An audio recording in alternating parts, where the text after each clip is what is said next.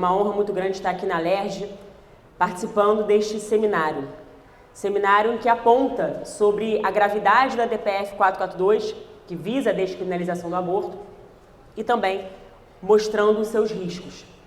E aqui o que eu quero deixar claro, antes de mais nada, é o que estão tentando descriminalizar. O que estão tentando legalizar? Quem conhece o procedimento de aborto sabe que o aborto, para ser feito, por exemplo, ele pode ser feito por sucção, por injeção de uma substância, de uma solução salina, para que, por exemplo, o bebê agonize de dor. Pode ser também aborto por nascimento parcial ou por antecipação do parto. São diversas modalidades do aborto. Esquartejamento. E é exatamente essas modalidades que eles querem legalizar. Esses tipos hediondos, porque imaginem, né? Colocar uma substância salina numa mulher para que o bebê sofra e padeça, isso realmente não tem como ser considerado algo bom para ninguém. Como que alguém pode enxergar o aborto como algo positivo? Como um direito? Muitos tentam vender essa ideia de que o aborto é um direito da mulher. Mas a primeira pergunta é: existe o direito de matar? Então é exatamente essas atrocidades, essas modalidades de procedimentos que querem legalizar por meio do aborto, por meio da DPF 442. E aqui eu vinha pensando, refletindo sobre todas essas brilhantes palestras que nós tivemos. O professor e doutor Henrique Lima, que de forma muito assertiva fez uma pavimentação, demonstrou a pavimentação da cultura da morte, afirmando sobre o que foi a DPF 54, o HC 124.306. Não vou voltar a esses assuntos porque muito bem já foram tratados por ele. ADI 3510. Da mesma forma, esses argumentos também jurídicos que foram abordados, também de ordem filosóficas, que foram abordados brilhantemente pelo Dr. Henrique, depois passando por Dom Fernando Rifan, que falou de argumentos religiosos, mas também argumentos antropológicos. E aí, eu estava refletindo sobre isso. Não existem, meus caros, argumentos científicos, não existem argumentos filosóficos, antropológicos, não existe qualquer ordem de argumento que possa ser balizador de um caminho de aborto. E os abortistas sabem disso. Eles não lançam mão da ciência, por exemplo, porque eles sabem que a vida começa na concepção. Eles sabem que ali começa uma pessoa, ali tem uma pessoa. Eles sabem. Mas aí, qual é o modus operandi que eles adotam? O da mentira. O meio empregado é a mentira. E aí eles precisam camuflar os números que depois serão develados pelo brilhante Marlon de Rosa. Então eles precisam tentar enganar os incautos, levando a mentira dos números, levando a mentira dos argumentos, inclusive. Porque qualquer argumento que nós tentemos utilizar aqui, eu lhes garanto, serão favoráveis à vida. A ciência está favorável à vida. Não existe um tubo mágico, por exemplo, por onde passe a existir uma pessoa. Uma coisa se transforma em uma pessoa. Não é um tubo mágico que vai determinar isso. É pessoa desde sempre. Existe uma alma racional ali. Existe um princípio vital desde a fecundação dos espermatozoides no óvulo. Portanto, a ciência ela está totalmente favorável à vida. Da mesma forma, a filosofia, a antropologia, como disse, enfim, todos os argumentos. E aqui, nesses breves minutos que tenho para lhes apresentar um pouco sobre a DPF 442, eu queria focar três pontos importantes. Aliás, refutá-los. Os abortistas, os promotores da cultura da morte, que fazem questão não só de mentir, mas também de manipular semanticamente, manipular as palavras, de modo que, a partir dessa manipulação semântica, eles tentem suavizar a linguagem para tentar avançar toda uma agenda de poder, uma agenda política e ideológica. É assim que eles operam, é assim que eles agem. Não só no Brasil, mas também em outras partes do mundo, em vários países onde o aborto, por exemplo, foi legalizado. É assim que eles operam. Mas por que eu estou falando sobre esse aspecto da linguagem? Porque, por exemplo, eles tentam vender a ideia de que o aborto, ele é um direito sexual e reprodutivo da mulher. Repito, não existe direito de matar.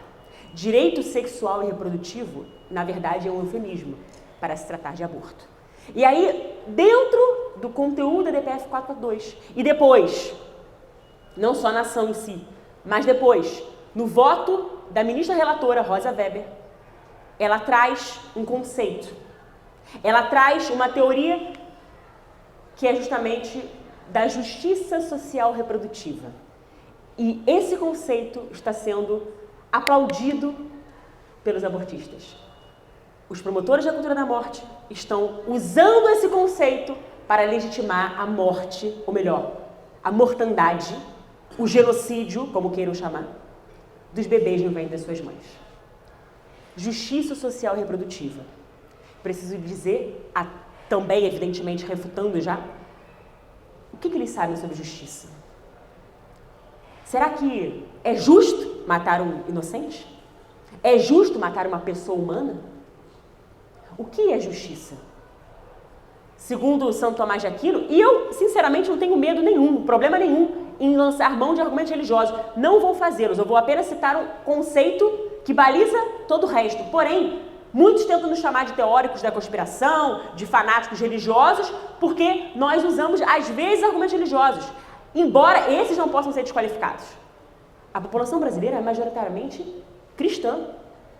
Então, o argumento religioso ele não pode ser escanteado, não pode ser esquecido, mas eles tentam fazer isso. Mas eu vou usar agora um conceito que, na verdade, é um conceito de Santo Tomás de Aquino, do que é justiça, mas também empregado também no ambiente acadêmico, tá? Que é dar ao outro o que lhe é devido. Isso é justiça. Eu pergunto, o que o bebê representa de ameaça para uma mãe? Por que vai ser dado a ele uma sentença de morte? Isso é justiça? Sendo que ele nada fez para merecer essa sentença. Então, esse conceito ele já é completamente errado em si mesmo. Justiça social e reprodutiva, como se fosse uma coisa benéfica. Como eu citei nas minhas palavras iniciais. Como alguém pode pensar em justiça social, está lutando por justiça social, se estão pavimentando o caminho da barbárie que vem, ou melhor, que advém com o aborto? Então não tem como pensar em justiça social e reprodutiva, isso é uma falácia. Depois, o outro conceito que é utilizado, tanto na DPF, que depois é legitimado pela ministra relatora, Rosa Weber, no seu relatório, no seu voto, ela fala sobre o tal projeto de vida digna. Como o doutor Henrique falou inicialmente, na ADPF, eles tentam despersonificar o indivíduo que está no ventre da sua mãe, o indivíduo humano que foi concebido, mas ainda não foi nascido, ainda não nasceu. Então é um indivíduo humano, tá ali, é uma pessoa, mas ainda não nasceu. O doutor Henrique falava para nós que, segundo a DPF, e nós de fato atestamos isso, não precisam acreditar no que eu estou dizendo, basta recorrer, basta ler a DPF, o conteúdo, nós vamos perceber que pessoa, segundo a DPF, é quem nasce com vida, ou quem tem potência de sobrevida, quem tem valor comunitário e o tal do projeto de vida. Isso é o que está posto. E aí, a ministra relatora, ela vai considerar como importantíssimo esse conceito de projeto de vida digna para defender o aborto. A pergunta que eu faço é, como alguém pode pensar em vida digna sendo cúmplice de um assassinato?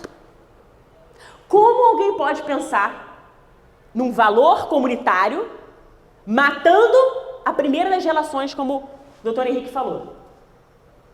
Ou simplesmente sendo cúmplice desse genocídio silencioso chamado aborto, eufemisticamente de aborto. E por que eu estou falando sobre assassinato? Porque o que querem legalizar é um assassinato.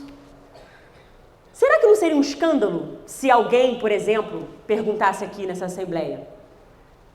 Vamos pensar, alguém, porventura, viesse aqui, é melhor então legalizar o homicídio. O que vocês diriam? Seria algo escandaloso. Como assim?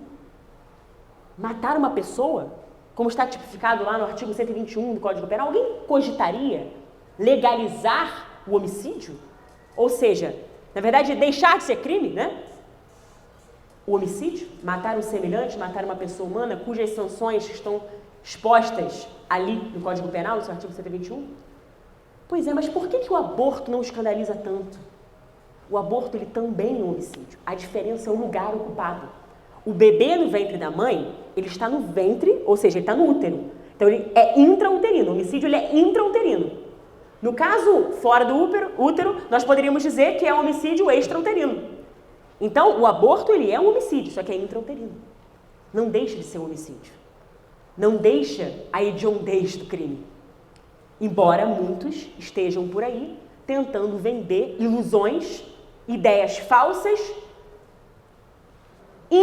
hiperinflacionando números, dizendo coisas que não existem para tentar enganar a sociedade que é majoritariamente pró-vida.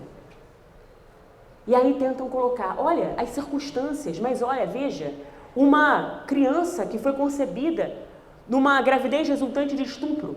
De fato, o estupro é um crime hediondo. Agora, eu ouso dizer que o aborto, ele é mais hediondo do que o estupro. Agora, eu pergunto, como é que se combate o estupro? Certamente não é com aborto. Agora, aqueles que querem aborto para essa mulher, que, no caso, foi ali vítima de violência, que de fato precisa ser repudiado, nós temos que acolher esta mulher, é evidente, resgatar a sua dignidade, que muitas vezes possa ter sido violada. Eles não acolhem essa mulher. Eles não enxergam essa mulher. Eles enxergam ali um objeto de pessoa, um objeto, na verdade, não uma pessoa, perdão. Eles enxergam ali um objeto para ser instrumentalizado para avançar uma agenda. Eles não enxergam a mulher. Eles dizem, e é que eu falo com toda a veemência, eles dizem que lutam pelas mulheres. Mentira! Eles nada fazem pelas mulheres. Eles não conhecem o movimento pró-vida.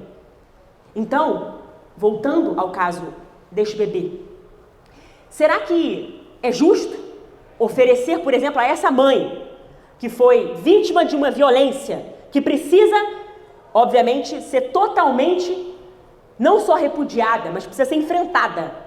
Por exemplo, a questão do estupro. O estupro, como disse, é um crime hediondo. Agora, como é que se combate o estupro? Não é com aborto, é com fortalecimento da segurança pública, mas eles também não querem fortalecer a segurança pública. Eles querem usar as mulheres para apresentar a elas, entre aspas, uma pseudo-solução, levando para o aborto. Inflando os números, muitas vezes números errados, falhos, mentirosos. Porque, como disse, o artifício, o ardil é a mentira. O meio empregado é a mentira para avançar a cultura da morte. É assim que funciona. É assim que eles agem. Esse é o modus operandi. Então, nós não podemos nos enganar, meus caros. Projeto de vida digna. Como pregar, como imaginar uma vida digna tendo sangue nas mãos. Da mesma forma, o terceiro ponto, sobre o qual o relatório, o voto da ministra trata, é de uma tal cidadania igualitária. Se nós fôssemos todos iguais realmente, como pregam, de fato somos iguais perante a lei, não é isso? Como pregar uma discriminação contra o bebê no ventre materno? Por que invisibilizar o bebezinho no ventre da sua mãe? Não é um passe de mágica que se torna uma pessoa. É pessoa desde sempre, desde a sua concepção.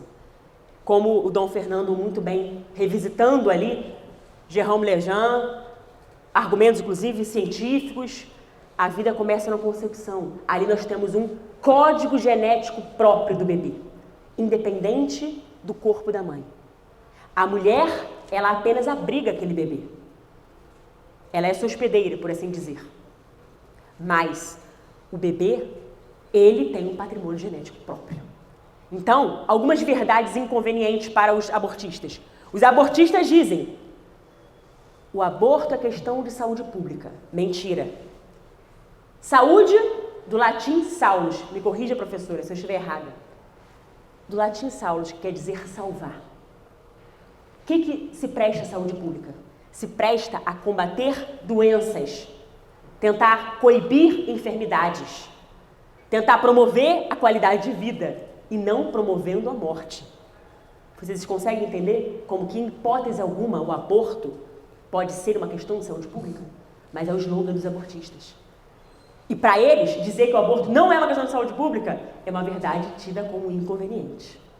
Quero falar de algumas outras verdades tidas como inconvenientes para os abortistas.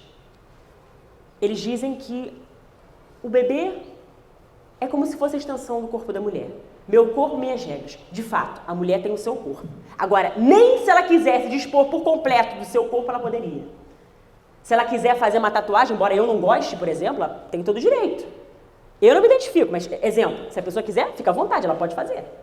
Agora, será que se ela quiser tirar os rins, ela pode simplesmente, deliberadamente doar? Ah, vou tirar meu coração e vou doar. Não pode. Ela não pode dispor 100%. Meu corpo, minhas regras. Da mesma forma, que regras são essas? O bebê, por exemplo, é um outro ser humano, que está ali abrigado no ventre da mãe. Tem um patrimônio genético próprio. Portanto, são outras regras que, naturalmente, regem a vida daquele bebê de alguma forma. Tanto é que o Código Civil fala no seu artigo 2º que os direitos do nascituro estão salvaguardados. O nascituro não tem direito a nome? Quando a gente engravida, quando a mulher engravida, primeira coisa que perguntam, qual o sexo? Não qual o gênero, porque o gênero é um só, humano. Mas qual o sexo? Depois, qual vai ser o nome? Então, o nascituro tem direito ao nome também. A herança? Então, são outras regras que estão regendo aquele corpo. Então, meu corpo, minhas regras, isso cai por terra, por completo. Então, o bebê não é a extensão do corpo da mulher. Minha filha, meu filho, por exemplo, meus filhos, que no caso nasceram de mim, né? Eles não são a extensão do meu cabelo, enfim, não são. A extensão do meu corpo, de fato, é minha unha, aí sim, ou meu próprio cabelo. Agora, não meu filho, minha filha. Hipótese alguma. Da mesma forma, o aborto, ele não é também uma questão de bioética, como dizem. É uma questão de direito natural, porque afronta o direito natural mais basilar, como disse, que é justamente a vida. Então, meus caros, a gente precisa se subsidiar não só de argumentos, mas de elementos para que a gente possa combater a cultura da morte. Eu preciso dizer que a guerra, sim, ela é muito dura. É uma guerra espiritual antes de tudo. Para quem crê, sabe que é uma guerra espiritual antes de tudo. Mas é importante nós compreendermos, meus caros, que eles não têm argumentos, não tem nada. Nada que eles falam, nada tem um respaldo na realidade objetiva. Por isso que eles pervertem, camuflam e inflam não só os números, mas também, como disse, as narrativas. Criam narrativas para tentar avançar essa agenda. E é por isso que a gente precisa conhecer esses argumentos que nos são favoráveis, até para poder debelar os erros. Porque se nós não debelamos o erro, nós somos indiretamente ou tacitamente coniventes com ele. Não combater o erro indiretamente é ser conivente. E é por isso que é tão importante um seminário dessa natureza, dessa magnitude. E eu espero do fundo do coração que, como falei também no início, que esse seminário surta muitos efeitos positivos. Não só, mas também bons frutos. Que renda bons frutos. Para que a partir daqui a gente possa criar ainda mais uma cultura da vida, que a gente possa criar ainda mais essa ideia de que nós precisamos lutar pela vida. Isso é uma questão que nos diz respeito. Não envolve só o nascituro. A DPF 442 ela é nociva não só ao nascituro, mas a mim, a você, a cada um de nós. Porque ali tem um fundamento, tem um precedente que pode ser criado para, por exemplo, falar da eutanásia. Dentre todas as outras monstruosidades, vamos dizer assim, que eu tenho certeza que o povo brasileiro não quer atrair para a terra de Santa Cruz. E para finalizar, eu preciso dizer que o local da discussão está errado. Eu citei que não deveríamos estar nem discutindo o aborto, porque não se discute assassinato. Como se vai matar uma pessoa? Vai ser por esquartejamento? Ah, não, olha, vamos fazer o seguinte, pegar a tesoura. É assim que se discute? Isso se discute? O modus operandi como se vai matar alguém? Pelo amor de Deus, é evidente que não. Então, sequer o aborto deveria estar sendo discutido. Mas se existe um local propício, é o Parlamento, não é o Supremo, com todo respeito ao Supremo. O Supremo Tribunal Federal, bem como o Poder Judiciário em geral, tem como objetivo, ou melhor, como papel constitucional, fazer o quê? Respeitar a lei que foi feita no Parlamento e aplicar a lei ao caso concreto. É assim que funciona, dentro da tripartição dos poderes. E cabe ao Parlamento elaborar leis e fiscalizar o Executivo. É assim que funciona também. E o Executivo faz o papel de administrador, por assim dizer. Pois bem, de gestor, né? Pois bem, o campo da discussão está errado. Estão, na DPF 4.2, transferindo para o Supremo um debate que já foi vencido no Parlamento. Isso não é democrático. E o pior é que quem provocou essa discussão, transferindo-a para o Supremo, foi um partido político que tem representatividade no Congresso Nacional. Não só no Congresso, mas, enfim, no Parlamento, aqui mesmo, na Assembleia Legislativa, e nas outras assembleias, tem representatividade. Só que eles não aceitam a democracia. E a prova é exatamente essa. Eles não aceitam a derrota. Os projetos que foram sepultados no Parlamento. Dr. Henrique falou sobre o PL 1135, de 91. Inclusive foi votado em 2005, foi derrotado no Parlamento. E eles não aceitaram. O que eles fizeram? Mudaram a estratégia, usando a mesma forma. Ou seja, olha, vamos dizer que eu aborto até 12 semanas, mas no último, vamos revogar os dispositivos que criminalizam o aborto. Eles fazem isso, só que no caso, nos pedidos da DPF. Nos pedidos eles fazem isso. Eles revogam os dispositivos que criminalizam o aborto. Portanto, o passo está dado para o aborto irrestrito. Embora se digam com um marco temporal de 12 semanas. Então, é muito mais profundo esse debate. Não é só 12 semanas, embora isso já seja uma lástima, um absurdo, um mal em si mesmo. Mas a cultura da morte tem requintes de crueldade, meus caros. A gente não pode fechar os olhos a isso. Nós não podemos fechar os olhos a isso. Então, um partido político que não aceita o debate democrático no Parlamento, não aceita a derrota dos seus projetos no Parlamento e se socorrem do ativismo judicial, não pode ser um partido democrático, não pode defender a democracia. Não podem, sequer eles sabem o que é democracia, pelo visto, né? Por conta disso. Não sou eu que estou dizendo. A verdade, ela se impõe diante dos nossos olhos. Só não vê quem não quer. Ou quem tem má fé, preciso dizer isso, ou quem realmente não compreendeu ainda a realidade por ignorância, pelo véu da ignorância, ou porque está se beneficiando de alguma forma. Então nós temos que acordar enquanto há tempo. E aqui é um apelo, literalmente, é um apelo de uma mãe, de uma mulher, de uma cidadã. Não fala apenas como parlamentar, não. Como parlamentar, preciso defender as minhas prerrogativas. A do Márcio também. As nossas, enquanto parlamentares, as nossas prerrogativas estão sendo atropeladas, usurpadas. E a gente não pode aplaudir a isso. Nem o povo brasileiro. Nós não podemos aplaudir a usurpação de competência. Nós temos que aplaudir o quê? O respeito. A Constituição, por exemplo, que fala da inviolabilidade do direito à vida e por aí vai. Então nós temos que tomar cuidado. Mas aqui é um apelo de uma mulher, de uma mãe, que realmente quer clamar pelo direito de outros filhos, de outras mães, que talvez muitas mães ainda não tenham entendido o valor dessa vida que está no seu ventre. E muitas pessoas querem transformar o Brasil num cemitério por conta do sangue inocente. Que com certeza esse sangue dos inocentes clamará a Deus por justiça e por vingança, eu não tenho a menor dúvida. Eu não quero a barbárie sendo atraída para a nossa terra de Santa Cruz. Eu tenho certeza que os senhores também não. Então é hora de agir. E quando eu falo agir, é óbvio que eu estou me referindo a que nós possamos buscar os meios adequados. Que meios são esses? O conhecimento é um meio. O conhecimento, eu diria que é uma das maiores armas que nós temos para debelar os erros. Então, conhecer, se aprofundar, criar raízes dentro da cultura da vida, desse estudo, para que a gente possa plantar essa semente da cultura da vida. E assim a gente vai combatendo a cultura da morte. Nem que seja pouco a pouco, dia a dia. O outro lado dá passos largos, é verdade. Mas eu tenho certeza que aqui nós temos grandes guardiões, honrosos guardiões da causa da vida. Então, não nos acovardemos. Não deixemos que nos silenciem. Não haverá Brasil se essas atrocidades passarem. Por que não haverá Brasil? Porque o nosso futuro vai estar marcado com sangue.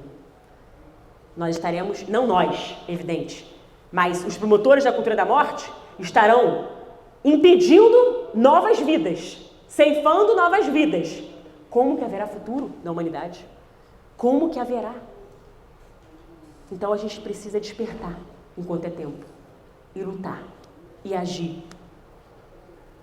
e realmente levantar para anunciar com a nossa boca, emprestar a nossa voz para o nosso futuro, pregar a cultura da vida. Muito obrigada, queridos, e contem comigo, contem com a Frente Parlamentar Mista contra o Aborto e Defesa da Vida. Estamos juntos nessa luta, estamos juntos pelo Brasil, pela vida. Nós não queremos que os discípulos de Herodes prosperem. Nós não queremos a nossa, eu vou repetir, a nossa bandeira manchada com sangue inocente. Deus abençoe a todos.